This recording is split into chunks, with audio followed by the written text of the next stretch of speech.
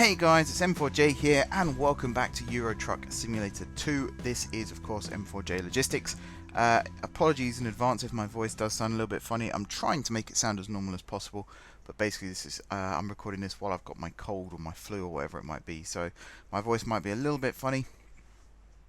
Don't worry though, it's still me here. I've just realised something. Music is going to pause for a second. There we go. I had Discord open ready with the Q&A, and I opened up my Windows Explorer over the top, so I couldn't read any of the questions, which was smart. So we're currently here in Salzburg. We've basically done like a big lap we've just done a big lap of Austria. That's what I meant to say. And now we're going to, from Salzburg, do a high-paying job to Vienna. Very nice. 5 hours 21 minutes. Fortunately, we got plenty of questions to get through, way more than I thought we did, because basically I'm a klutz. For those of you who are wondering where where questions 143, why is it doing that? Joyback. For some reason my truck was putting itself into, sorry, I can't even speak. That's the thing, like my voice might not be funny, but my head is just all over the place for some reason at the moment. But yeah, my Steam tab just opened up. That's why things went a bit weird then. But yeah, for those wondering where I only said it again, where questions 143 to 159 went. Basically, I'd love to say that I planned it and I had a special episode lined up for all those questions, but the truth of the matter is, I completely glossed over them. The reason is, a couple of the questions had already been asked, and someone mentioned that in the chat, and then I mentioned that in the chat. So I just went from where my last comment was, which was whatever question 162 onwards. So I'm going to answer those questions now. Some of them I have already answered before, and I've kind of said this before. Please check that your question hasn't already been asked before you ask it. Excuse me. I apologise for coughing as well. But basically, I don't want to answer the same question twice, because where's the excitement in that? Where am I going? Oh, it's still so. Oh, it's, yeah. I know where that is. That's where we delivered to last time. So, yeah. First question: what are some weird facts you know about? Now, when I first saw this, I thought it said, "What are some weird facts that I know about myself?" And the answer to that is, I don't really know any weird facts about myself. I know facts about myself, but I wouldn't say they were weird. But yeah, I know some kind of obscure facts. I still say, I've said this a million times, but my favourite fact of all time is there was only 66 years between the first powered flight and man landing on the moon. Do you know what? I need to check that was actually the case. I believe it was 1903 was the Wright brothers, and then 1969 we landed on the moon. Oh, I'm trying to read stuff whilst... Yeah, December 17th, 1903 was the first powered flight. And then July 17th, I think it was, 1969 was man walking on the moon. Very, very close together. If you think how long the world has existed and how long human beings have existed, for there to be a 66-year gap between those two events, that's pretty fascinating. Again, it's not really a weird fact, but it's fascinating. I suppose there are other weird facts like koalas can give humans chlamydia. I think armadillos are the only other mammal that can contract leprosy. It's just weird, obscure facts. QI facts, basically. Things that I've seen from watching QI over the years. What are 3 personality traits that describe you?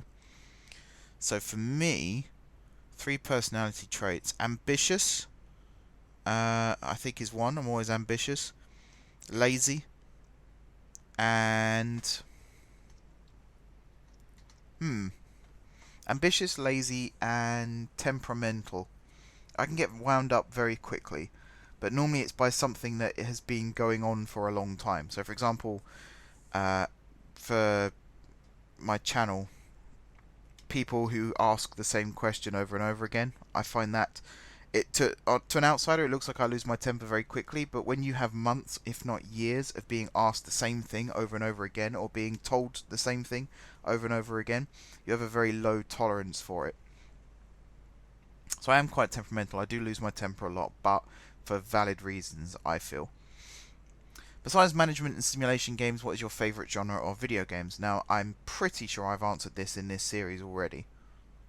FPS games I'm kind of a fan of. I like Siege. I like strategy games like Siege.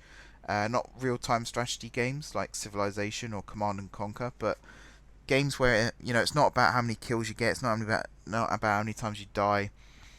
It's about being a good team. And Siege is a perfect example of that. If you don't have good communications in Siege, you're going to lose. Simple as.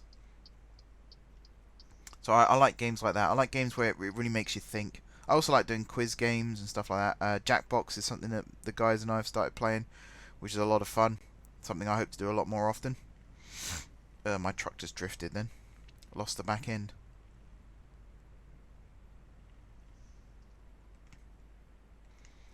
Alrighty, I'm going to go pick up the trailer, and then I'll continue. Hopefully we can actually drive this out of the quarry, otherwise we're going to be in trouble. I'm pretty sure we just delivered this digger and now we've got to take it out of here. At least it's not all the way down the bottom, by the looks of things. I really do not trust this road. That was close.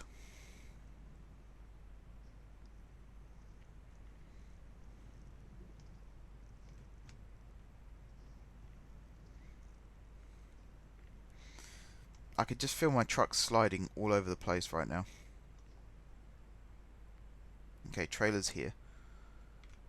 It's already facing the way I need to go, which is good news for me.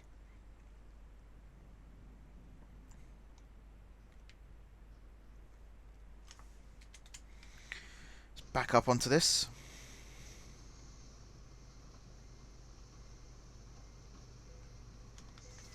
What the heck just happened to that trailer? Alrighty, so next question. If you could remove one series from your weekly schedule and add one series to your weekly schedule, A, what series would you remove? And B, what series would you replace it with?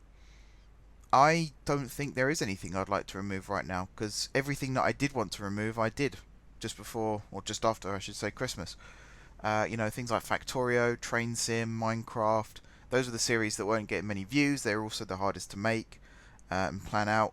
And I wasn't really enjoying them, so I removed them. If there is another series where I think, is it on the chopping block? OpenTTD is probably getting close to that stage now. The first non-stream video went up last week from when I'm recording this, but 2 weeks ago from when you're watching this. And the view count is significantly lower. The like count is actually quite high, but the view count is pretty low. And it gets to the stage where you do have to start thinking, is it time? I don't think we're there just yet, but I always like to be honest about this kind of thing if it is getting close, because chances are it's salvageable. But yeah, everything else I'm happy with. You know, all the series that I make I'm very, very happy with. I wouldn't make them otherwise. So overall, all good. One that I would add, Batman is a new series on the channel, started a couple of weeks ago now, by the time you're watching this. That was one that I wasn't looking to play a Batman game specifically, but I was looking to play a Telltale game, and that felt like a good way to dip my toe in the water.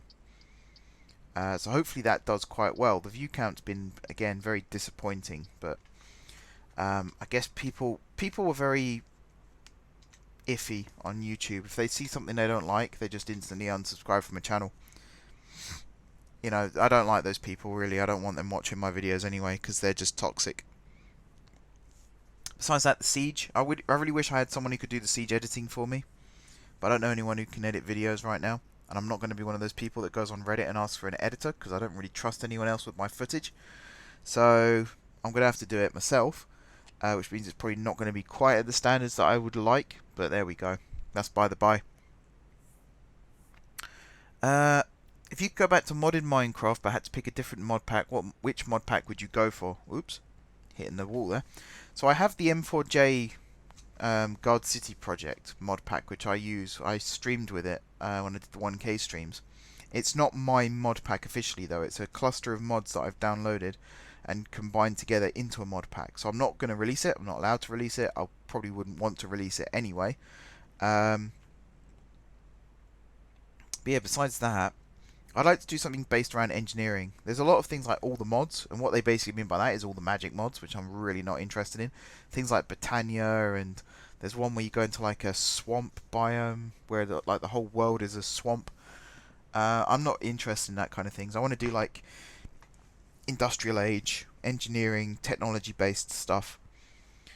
So if there is one like that, I think it is Age of Engineering or Age of Industry, I think it's called. So I might check that out one day. But besides that, yeah, anything tech based basically. Anything where I can build machines and things that have railcraft and traincraft and mods like that. That is my forte. What is your favourite non-electronic thing you own? Technically it does have a battery, but my car. I own my own car. I used to co-share a car with my brother, but I bought my own since then. So yeah, it's kind of electronic, but I guess it's combustion engine powered. So if that counts, my car. If that doesn't count, then nothing. Maybe my golf clubs, but even then I very, very, very, very rarely use them, like once or twice a year. But when I hit a good shot with them, boy does it feel nice. If you could go 24 hours non-stop without sleeping, followed by 12 hours of continuous sleep, would you?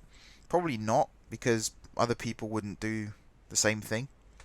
And that would be kind of annoying too, especially when you're working with big groups of people like I tend to do.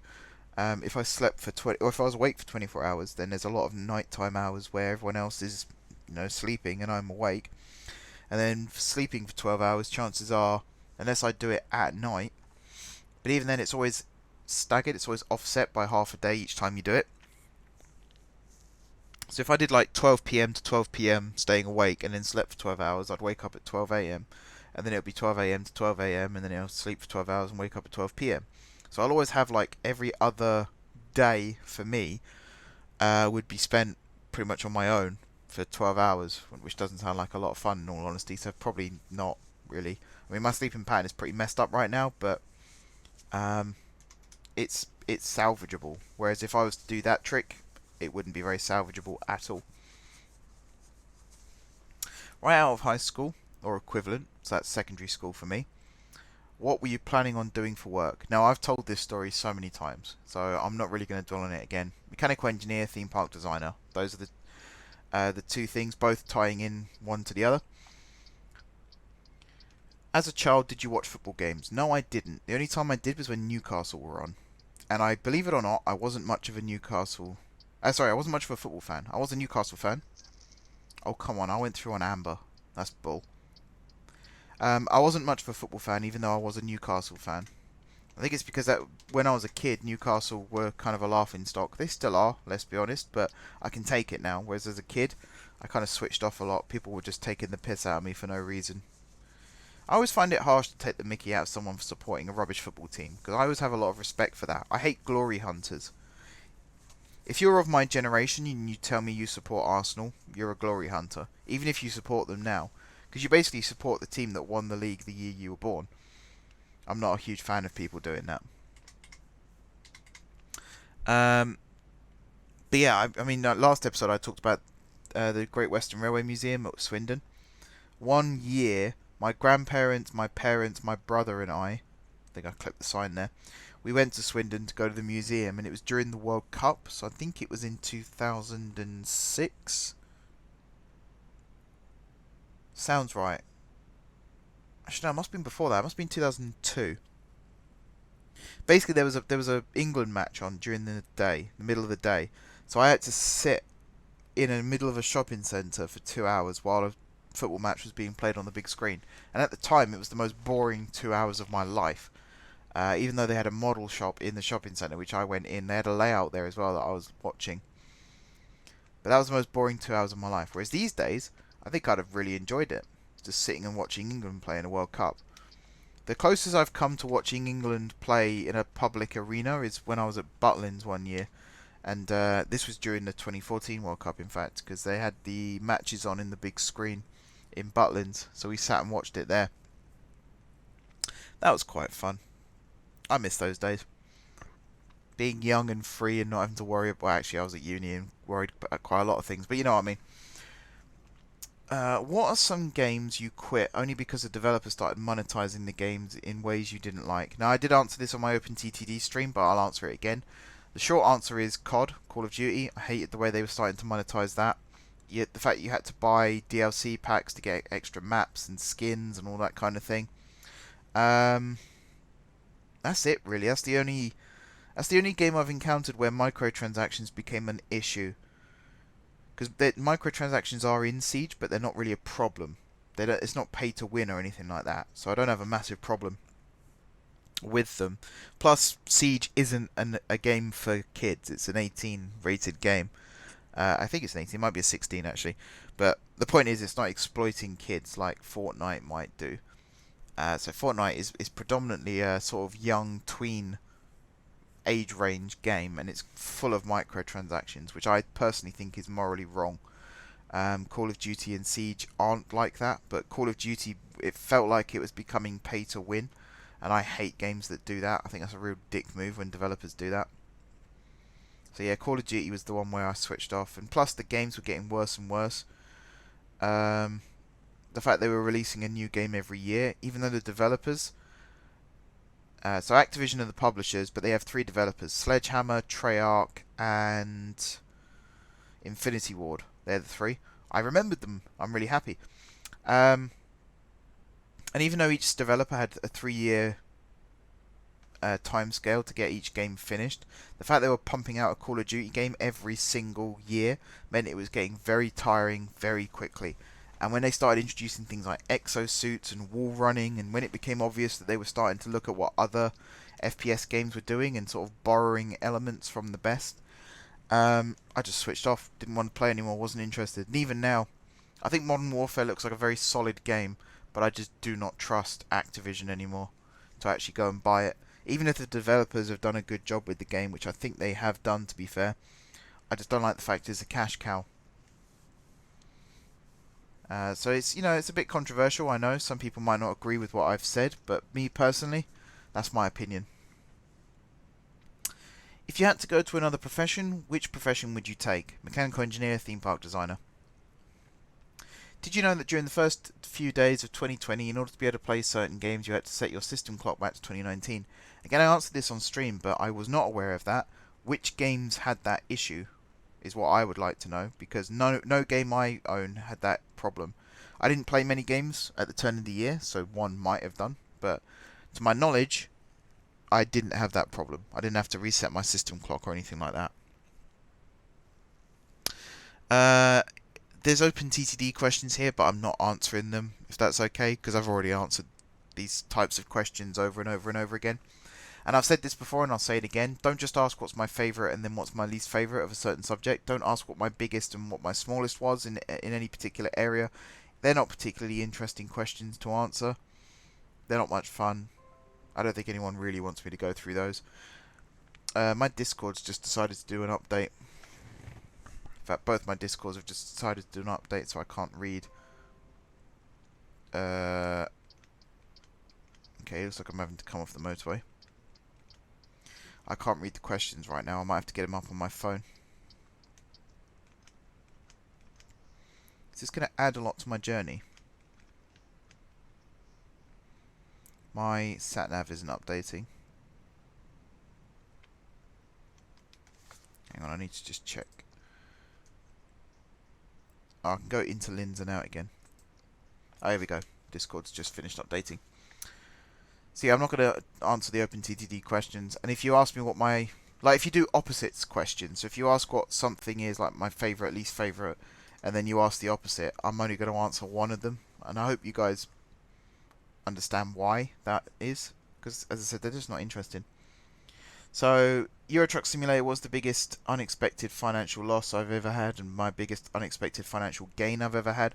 I'm going to answer the game one. And the answer is to that is when you get bonuses for jobs. You might complete, like in this case, a $9,000 job or £9,000 job, and then you might get like £1,000 bonus. So at that point, you've basically done a £10,000 job, which is always a very nice surprise. Alright, I'm going to annoy Ben again. What did I hit? Didn't hit anything. I'm going to annoy Ben again in a second because I'm going to stop the truck and take a screenshot.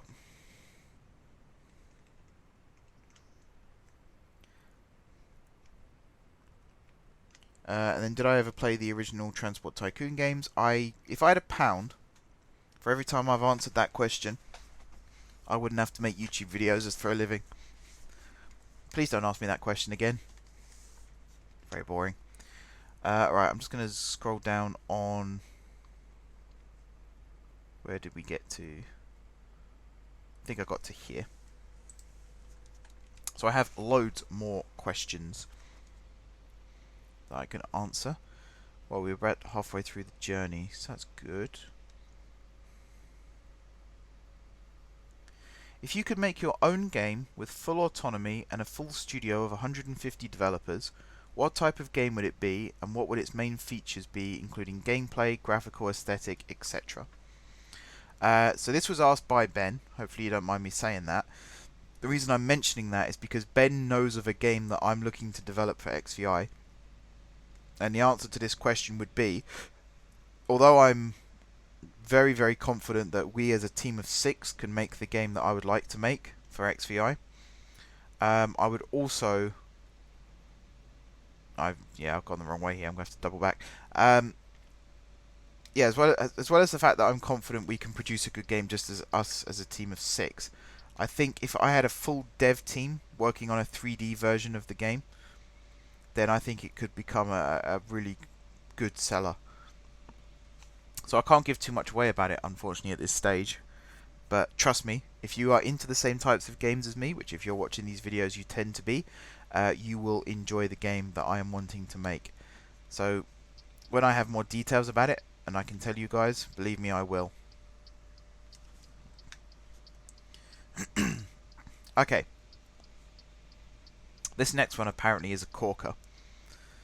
Let me just navigate this through the town of Linz, and then I'll answer the next question. So I need to turn left at these next lights.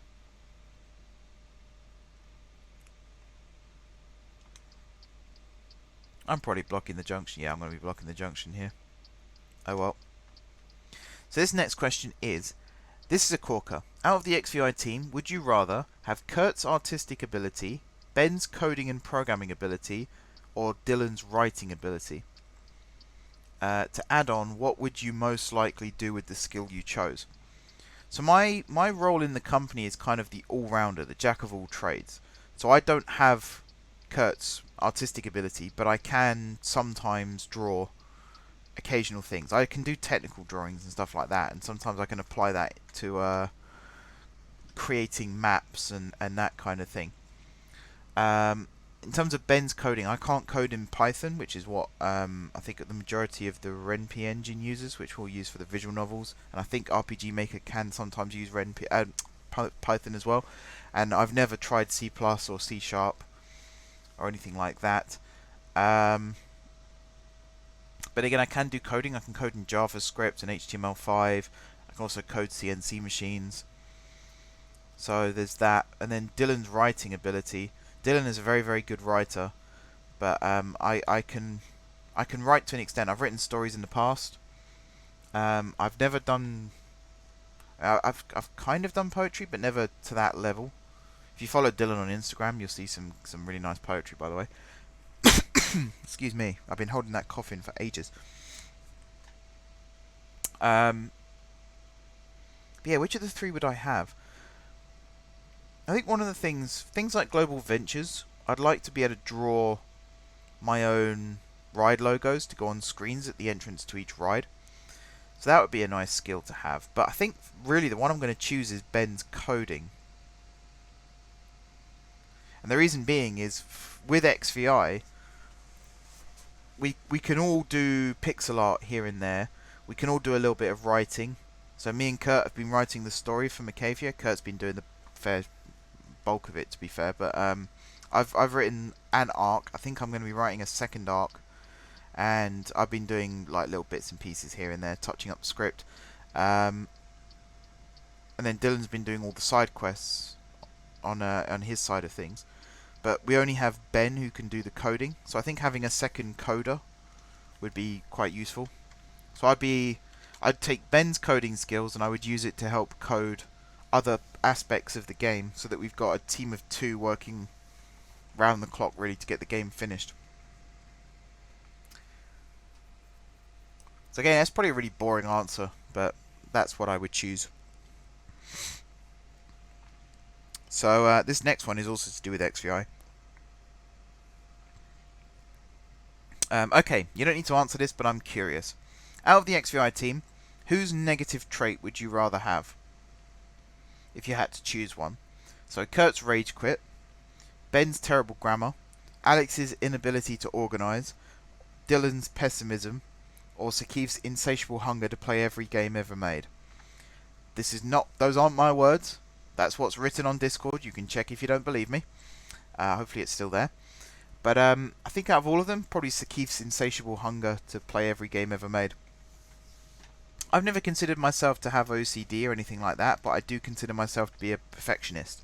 So my Alex's inability to organise always drives me insane. So I would not be able to live with myself if that was me. Same with grammar. I don't normally care about spelling, but when you want to be as perfect as possible all the time, spelling is a good place to start. So bad grammar would also drive me up the wall. Rage quit. I don't like giving up. That's the thing. There have been times where I've rage quit games and I've not been particularly proud of myself for doing it. What is that guy doing? I indicated. I slowly pulled out. I looked in my mirror. He wasn't there. Where did he come from? I hope he's busted his truck. I hope it's like GTA where he's currently slumped over the steering wheel with a horn blaring. What an absolute idiot. I hope he has a flat tyre. But yeah, rage quit. I couldn't rage quit. In all honesty, I could not rage quit. I get why people do it, but for me, even on Siege, if I get absolutely hammered, I just take it as, okay, I got some XP from that, move on to the next one. Learn from your mistakes. And then Dylan's pessimism. I hate my brother's a pessimist, and I hate that as well. Plus, as a content creator and a gamer, it's always nice to have that desire to want to play as many games as possible. So if you consider that to be a negative trait, then fair enough, but that is my answer. My insatiable hunger, or Sakif's insatiable hunger to play every game ever made. And it's kind of a running joke in the group that he'll always message in the chat, or if we're in a meeting, he'll suddenly say, hey, have you guys played? And then he'll just say a really random game that we've never heard of before.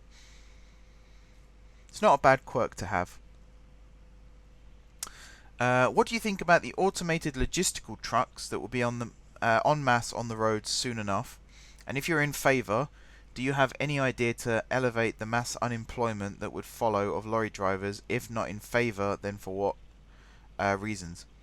I'm not a huge advocator of autonomous vehicles necessarily, mainly on safety grounds. It's kind of this thing of, I like the idea. Driverless cars is something that I think should be happening now. The reason I don't think it should be immediate, though, is because of safety. Like, if a Tesla has an accident now, they're not even fully autonomous. They're sort of still semi-autonomous. They can drive themselves speed-wise and distance-wise and stuff like that. I don't think they can... Like, if you come to a set of traffic lights and you have to turn left, I don't think it knows to turn left. It can lane change on the motorway and stuff like that, but I don't think it can literally drive itself from A to B. And the reason I don't think it would ever be really successful is because as soon as there's an accident, people will blame the system and not the person in control of it. So if you're sitting behind the wheel of your autonomous car and you suddenly lean on the steering wheel and you veer off into a tree, really it's your fault because you interfered with the functioning of the vehicle. But naysayers will say it's the machine's fault for crashing. So really it's a matter of perspective. But I know in Australia, and I talked about this in OpenTTD a couple of years ago now, but in Australia they have driverless trains. And I don't mean like metro trains that operate on segregated track. I'm talking 2,000-3,000 kilometer long iron ore rail routes that have completely automated trains with no human being on board. They set off from the mine, they arrive at the smelter entirely automatically. Now, I think now that it actually exists, I think it's kind of cool. But at the time that they were talking about introducing them, I was saying it was a huge gamble because there's so much that can go wrong on that journey. And if you're 1,000 kilometers away from civilization, there is nothing you can do.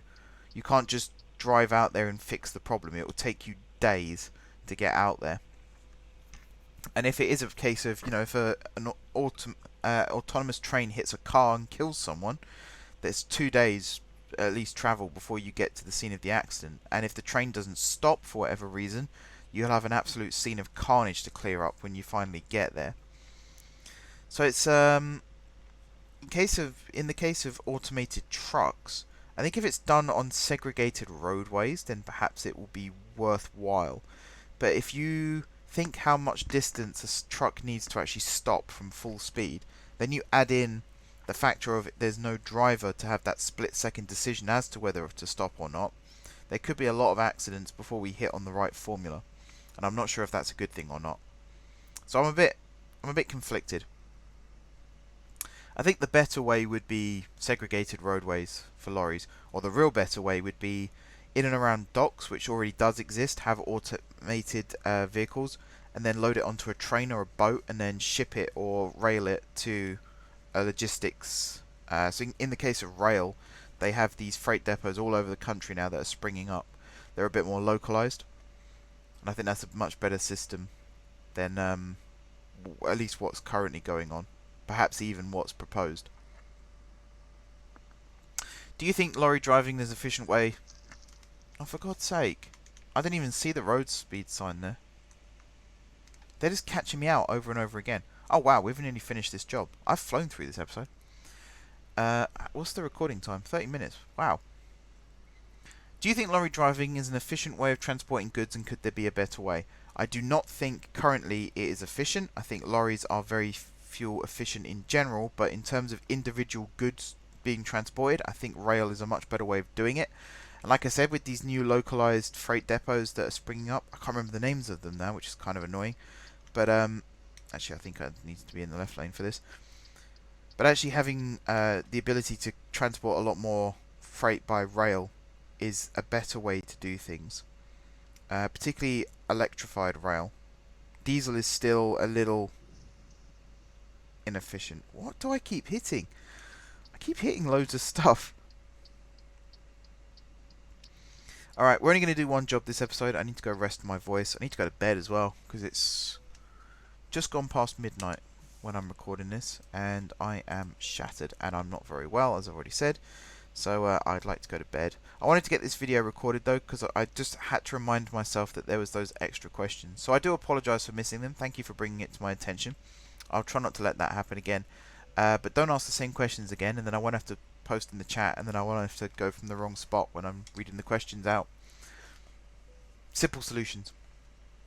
So there's loads more questions on the list, but feel free to continue to add more.